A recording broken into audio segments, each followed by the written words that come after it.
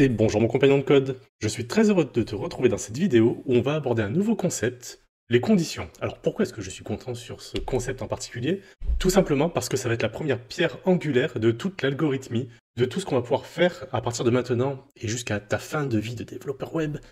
Tout va être sur les conditions, ou enfin beaucoup de choses vont être sur les conditions. Je ne vais pas abuser, pas tout, mais beaucoup de choses vont être faites sur les conditions. Est-ce que j'arrive sur un site? Est-ce que je suis connecté? Si je ne suis pas connecté, à ce moment-là, tu mets un bouton connecter ou s'inscrire. Si je suis connecté, je veux un bouton profil et se déconnecter. Est-ce que j'ai chargé ma page? Auquel cas, j'affiche ma page. Si elle n'est pas chargée, j'affiche un petit icône de chargement. Est-ce que j'ai payé ma commande? Si j'ai payé ma commande, à ce moment-là, j'envoie un message comme quoi c'est validé. Je vais recevoir ma commande, je suis content. Sinon, je vais avoir un message, la commande est en cours de traitement. Voilà, tout va passer par les conditions. Tout ce qu'on va pouvoir faire comme affichage qui va s'adapter à l'environnement et ou à l'utilisateur va passer par les conditions. Je suis donc sur mon index.html et on va aller avec grand plaisir, enfin au moins pour ma part, sur le concept des conditions. On va aller dans notre app.js qui est tout noir. Ah, alors pourquoi c'est tout noir? Raoul? Alors Raoul c'est le patron du resto des burgers et des nuggets. Raoul me dit qu'il y a une panne d'électricité, donc il n'y a pas de lumière. Alors on va se dire qu'on est en plein été et qu'il fait encore jour et on va pouvoir aller manger des burgers et des nuggets chez Raoul. Mais comme il n'y a pas d'électricité, on va pouvoir payer que en espèces. Ce qu'il y a, c'est qu'avec l'arrivée des cartes bleues, le paiement avec les téléphones portables, payer en espèces, c'est compliqué parce qu'on n'a pas forcément beaucoup d'espèces. Heureusement, sur moi, j'ai toujours un petit billet de 20 euros. Const mymoney égale à 20. Et on va demander donc à notre restaurateur des nuggets. Const number nuggets. Disons que dans un premier temps, on va lui en commander 5. Et un const price nugget, sans S, puisque c'est le prix d'un seul nugget, 2.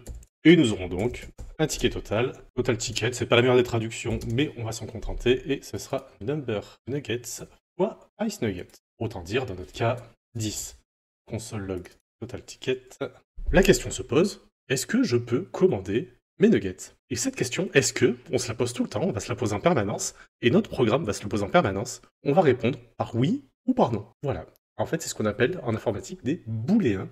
On a vu les types string, les chaînes de caractères, on a vu les types number, les nombres, et il existe les booléens, donc le type boolean en anglais, ou booléen en français. Et ce qui est bien avec le type booléen, c'est que contrairement au string ou au number, il y a deux valeurs. True, vrai, ou false. Si c'est true, si ta condition est vraie, qu'est-ce que je fais? Si c'est faux, qu'est-ce que je fais?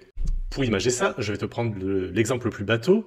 Est-ce que j'ai plus de 18 ans? Si c'est vrai, je suis majeur. Si c'est faux, je suis mineur. On va essayer d'aller un petit peu outre cet exemple. Alors pour savoir si j'ai assez d'argent, on va faire donc une condition et on va demander si. Si en anglais if. Et entre parenthèses, on va mettre la condition. Si l'argent que je possède, donc my money, est supérieur au total des tickets, donc si j'ai plus d'argent que le prix des tickets, je vais pouvoir me payer cette commande. Donc dans les parenthèses, nous mettons la condition. Et après, on va mettre l'action à réaliser entre accolades. Ici, console log, vous pouvez vous payer cette commande. My money supérieur à total ticket, c'est bien vrai, donc je peux me payer cette commande. Si par contre, ici, je n'avais qu'un billet de 5, à ce moment-là, ce n'est pas vrai, donc il se passe rien. Est-ce que ceci est vrai? Non, donc tu ne fais pas ça. Par contre, on pourrait se dire, sinon, c'est-à-dire si ma monnaie est supérieure au total ticket, tu fais ça, sinon, tu fais autre chose, on va pas rester là comme ça en plan. Else, donc là il n'y a pas d'autre condition, c'est juste l'inverse de la première condition. Sinon, on réouvre des accolades, console log, vous ne pouvez pas vous payer cette commande. C'est aussi simple que ça. J'ai ma condition, si la monnaie que j'ai sur moi est supérieure au total ticket, je peux me payer cette commande, sinon, bah je ne peux pas me payer cette commande. Le problème c'est que si j'ai 10 euros, le problème c'est que c'est le prix de la commande, là vous ne pouvez pas. Ah si, je peux, j'ai 10 euros. Tu me rendras pas de monnaie, mais j'ai quand même 10 euros. À ce moment-là, la question ne sera pas de savoir si j'ai plus, mais si j'ai plus ou au moins la même somme que le total ticket. Donc il faut que ce soit supérieur ou égal pour que ce soit vrai. Donc supérieur ou égal, on va bien aller dans le même sens, on fera pas égal supérieur, mais supérieur ou égal, nous allons faire ça. Et dans ce cas-là, vous pouvez vous payer cette commande. Alors le problème là, c'est que Gertrude, la femme de Raoul, vient de fermer le tiroir caisse, donc elle n'a plus accès à la monnaie. Donc en plus de ne pas prendre les cartes bleues, si on veut se payer la commande, il faut qu'on ait exactement le bon montant. C'est-à-dire, il faut que my money soit exactement égal à total ticket. À ce moment-là, ici, on va devoir mettre un égal. Mais alors pas un égal, juste un égal. Ce égal-là n'a pas de sens puisque ce égal-là va donner une nouvelle valeur à my money. Or, déjà, c'est un const et pas un let, on n'a pas le droit. Mais même si c'était un let, si je mets là un let my money, alors lui va dire, vous pouvez vous payer cette commande, il est content puisque effectivement, on peut donner une nouvelle valeur à total ticket, mais on voit que même si là je mets 99, et que 99 est bien différent de 5 x 2 de 10, donc du 10 qu'on a là, il est content, ça marche quand même. Donc on a l'impression que ça marche, mais c'est pas du tout le cas. Là on est en train de changer la valeur de mymoney.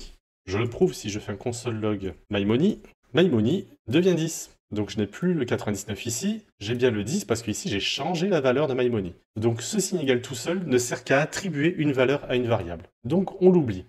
Pour voir si deux valeurs sont égales, on va mettre un double égal. Et là, vous ne pouvez pas vous payer cette commande, tout simplement parce que 99 n'est pas égal à 10. Si j'ai un billet de 10 €, super, vous pouvez vous payer cette commande. Alors, le double égal permet ainsi de comparer deux valeurs. Mais ça va comparer les valeurs, mais le problème c'est que ça ne va pas comparer les types. C'est-à-dire que si, ici, mon 10 est issu d'un prompt par exemple, et qu'il est de type string, à ce moment-là, je peux me payer cette commande. Le problème c'est que j'ai bien 10 d'un côté et 10 de l'autre, mais j'ai 10 en string d'un côté et 10 en number de l'autre, et des fois on aime bien comparer des valeurs exactes, ce qu'on appellera une égalité stricte. Et pour ce faire, on va mettre 3 fois le signe égal. Et là, vous ne pouvez pas vous payer cette commande. J'ai bien 10 pour le total ticket. Si je fais un console log de mymoney, allez, pour le fun, on va le faire. Console log mymoney. J'ai bien 10 également, mais tu vois que là, c'est écrit en violet, c'est un number, et là, c'est un string. Donc, je n'ai pas exactement la même valeur. Si par contre, à mymoney, je remets 10 avec un type number, à ce moment-là, je peux me payer cette commande, tout va bien. Donc, si je veux exactement la même valeur et avec le même type, c'est-à-dire de l'espèce, parce que si je mets un string, c'est un ticket resto, et Raoul ne veut pas un ticket resto parce qu'il faut le rentrer informatiquement, et je te rappelle qu'il est en panne d'électricité. T'inquiète pas, il chauffe les nuggets avec du gaz, donc pas de problème pour ça. Donc si on veut bien le même type de données, et qu'on veut comparer le type de données en plus de la valeur, on a bien ce signe 3 fois égal. Alors que pour rappel, le signe 2 fois égal compare les valeurs, et accepte l'égalité si on a bien la même valeur, et même si les types sont différents. Par contre, le restaurateur, ça fait longtemps que je le connais. Donc je lui dis, est-ce qu'il serait pas possible, éventuellement, si j'ai un petit peu plus, disons que j'ai 20, pour rappel, il peut pas rendre de monnaie, que tu prennes tout l'argent, je te laisse la monnaie, tu me fais un avoir que j'utiliserai la prochaine fois. Donc si j'ai l'argent exact, je peux me payer cette commande. Sinon, si j'ai plus, tu me donnes la commande et tu me fais un avoir. Et sinon, à ce moment-là, je ne peux pas prendre cette commande. Le sinon, on va dire else, sinon if, sinon si. On va donc se caler entre le if et le else. Et on va faire un else if, et là on va mettre une nouvelle condition. Il faut que j'ai plus, si j'ai moins je ne peux pas prendre la commande, donc il faut que mymoney soit supérieur à total ticket. Et là on va dire, vous pouvez payer cette commande, virgule, je vous fais un avoir de, je concatène, et là on va avoir mymoney moins total ticket. Donc si mymoney est égal à total ticket, vous pouvez payer cette commande. Si mymoney est supérieur, pas supérieur ou égal, puisque l'égal est déjà traité au-dessus. Donc sinon, si mymoney est supérieur à total ticket, vous pouvez payer cette commande et je vous fais un avoir 2. Sinon, ça veut dire que mymoney est inférieur à total ticket, vous ne pouvez pas vous payer cette commande. Donc dans mon cas, j'ai un billet de 50 par exemple. Donc total ticket 10, mymoney 50, vous pouvez vous payer cette commande, je vous fais un avoir de 40. Pour faire ça tout beau tout propre, on va concaténer et mettre euro. Et voilà. Donc on peut s'amuser à faire plusieurs tests. Si j'ai moins que 10, si j'ai 8, vous ne pouvez pas vous payer cette commande. Si j'ai 10, vous pouvez vous payer cette commande. Et si j'ai 15, vous pouvez vous payer cette commande. Je vous fais un avoir de 5 €. Avec ce if, ce else if qu'on utilisera de temps à autre, et ce else, on va pouvoir comme ça faire en sorte que l'utilisateur puisse avoir un affichage ou des réactions du site, du projet, du code, en fonction des réponses, des informations qu'il va apporter et ou recevoir. Bon, par contre, notre Raoul, il est quand même un peu embêté parce qu'effectivement, il faut faire chauffer les nuggets un petit peu dans le noir parce qu'il n'y a pas de lumière, il faut encaisser les clients et voir s'il y a assez de monnaie, d'espèces, et autrement faire des avoirs. C'est un peu compliqué pour lui. Donc, il voudrait vraiment être sûr que tu veux ta commande avant de te la préparer. Donc, on va lui donner un const is confirmed, et ce sera un true. Par défaut, ta commande est confirmée. Alors, quand tu verras un nom de variable ici avec un is quelque chose, c'est-à-dire qu'on aura une valeur true ou false en général. Donc, par défaut, je confirme ma commande. Et comme la valeur va pouvoir changer, plus qu'un const, on va se mettre d'ores et déjà un let. Donc, une fois qu'on a validé, qu'on a bien suffisamment de monnaie pour pouvoir se payer la commande, il va falloir voir si, effectivement, tu veux bien confirmer ta commande. Is confirmed, et là, comme alert qui a envoyé un message sous forme de pop-up ou prompt qui envoie une pop-up qui demandait une réponse, là, on va avoir une pop-up qui va renvoyer un booléen. Et cette pop-up, c'est confirme. Valides-tu cette commande? Confirme va renvoyer un booléen, c'est-à-dire que is confirmed sera un booléen true ou false. Hop, je vais rafraîchir ici pour avoir ceci ici, et on va faire un console log de is confirmed, juste pour voir ce que ça donne. Valides-tu cette commande? Si je fais OK, is confirmed est true, je recommence, valides-tu cette commande? Si je fais annuler, c'est false. Donc on a bien que deux possibilités, les deux possibilités de notre type booléen. Je vais supprimer ou au moins commenter ce console log, et on va demander if isConfirmed est true. Alors soit on fait ça, et à ce moment-là, si c'est true, le restaurateur nous informe, je vais te préparer ça. Sinon, si isConfirmed est false, le restaurateur te dit, ok, je te laisse réfléchir. Pour voir si tu vois autre chose, il va pas te mettre à la porte, il est là quand même pour faire son chiffre d'affaires, le pépère. Je vais rafraîchir un coup, valides-tu cette commande, je vais te préparer ça, on la refait, valides-tu cette commande, annuler, je te laisse réfléchir. Il existe une autre forme d'écriture, if isConfirmed égale true, on pourrait ne pas mettre tout ceci. Le simple fait de mettre if isConfirmed, sous-entendu, si c'est là, c'est que c'est vrai. Donc je rafraîchis pour être sûr de ne pas me planter. Valides-tu cette commande? Ok. Valides-tu cette commande? Annuler, je te laisse réfléchir. Voilà comment on peut noter une condition très simplement. Il existe une autre manière pour écrire plus facilement, plus rapidement des conditions, si elles seulement si elles sont courtes et tiennent sur une seule ligne. C'est ce qu'on appelle les opérateurs ternaires. Ne prends pas peur, je vais te le montrer, mais ne t'excite pas avec ça. Au fur et à mesure de notre avancée dans le monde de JavaScript, on aura l'occasion de les revoir. Là, je te le donne à titre indicatif, mais si tu comprends pas bien, ne t'inquiète pas, on reviendra dessus. Donc là, à titre d'information, je vais te montrer les opérateurs ternaires. Je vais te noter conditions courtes.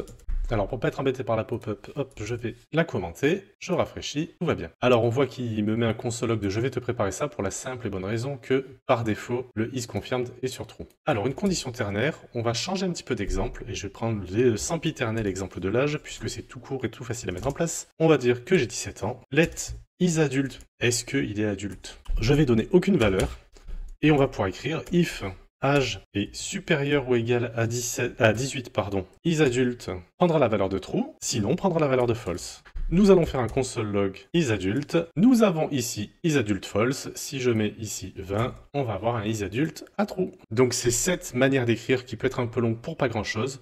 On va pouvoir l'améliorer et on va dire isAdulte.